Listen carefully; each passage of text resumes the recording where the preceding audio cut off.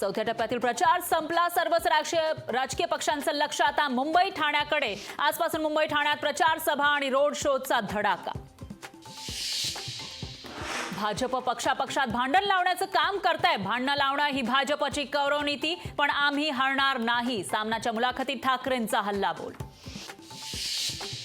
कोर्टाचा फैसला येण्यापूर्वी मोदी शिवसेनेला नकली कसं काय म्हणू शकतात? उद्धव ठाकरेंचा पंतप्रधान मोदींवर हल्लाबोल. काँग्रेस लोकसभेच्या 50 जागाही जिंकू शकणार नाही. ओडिसातील प्रचार सभेत पंतप्रधान मोदींचा दावा.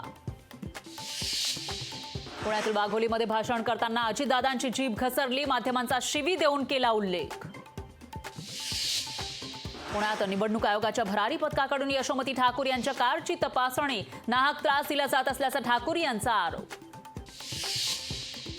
सप्टेंबर 2024 पर्यंत मोदी रिटायर होणार. अमित शहांना पंतप्रधान बनवणार. पंतप्रधान बाबा केजरीवाल यांचा खळबळजनक दावा. तर केजरीवालांचा दावा भाजपनं फेटाळला. 4 जूनला जनताच मोदींना रिटायर करणार. स्वातंत्र्य आणि लोकशाही धोक्यात आली. मोदी फडणवीसांवर संजय राऊतांची तुफान टीका. केंद्राच्या धोरणांमुळे चालू हंगामात साखर कारखानदारी कर्जाच्या विळख्यात. कारखान्यांवर 4000 कोटींचं कर्ज काढण्याची वेळ.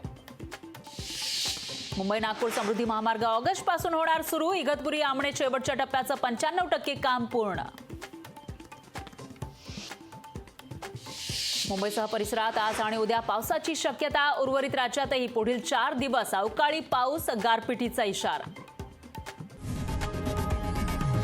लोकशाही मराठी ऐका, पहा, जागरूक रहा.